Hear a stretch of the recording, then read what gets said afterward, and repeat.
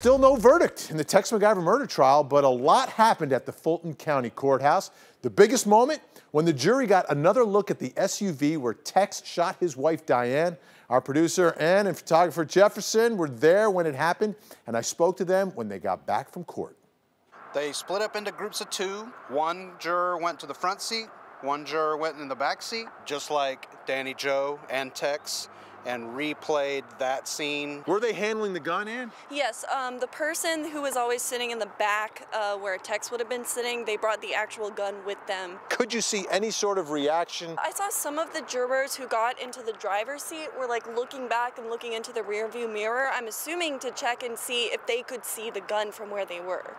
Now, yesterday, we thought we were close to a verdict after the jury sent out a note asking if they could find him not guilty of the first 4 counts and guilty of count 5. So now many are wondering, why no verdict today? Well, earlier tonight, I got some answers from my legal dream team, defense attorney Mo Ivory and prosecutor LaTonya Hines. Question 1, if not guilty on 1 through 4, can number 5 be guilty?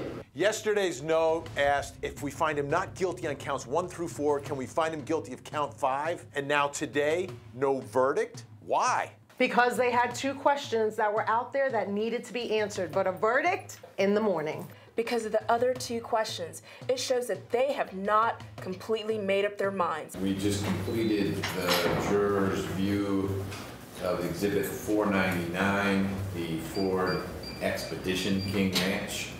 They had with them the firearm that's been admitted into evidence. Jury in the SUV with the gun today, who does that help? I think it helps the prosecution because I think we know there's a holdout. It helps the prosecution. They were either in that car to be able to see if it made sense or if it didn't make sense. I immediately called out. I said, is everybody all right?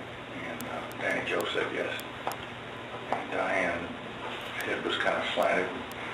She said, I've been shot. Jury watched Tex's interrogation again today. Who does that help? That helps the defense. The interrogation was fine the first time. They went to look at it again, clear up some murky waters for that holdout, and now it's clear. It helps the prosecution because what does he say inside of that interview? I was fumbling with the gun. He's like, has the gun in his hands. Who had a better day, prosecution or defense? Defense had a better day.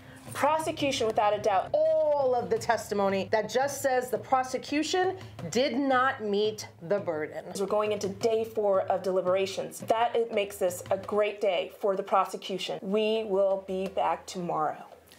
Download our free 11 Alive News app to get the alert as soon as that verdict is in, and visit our special Tex-McIver section of 11alive.com to follow the case from the beginning.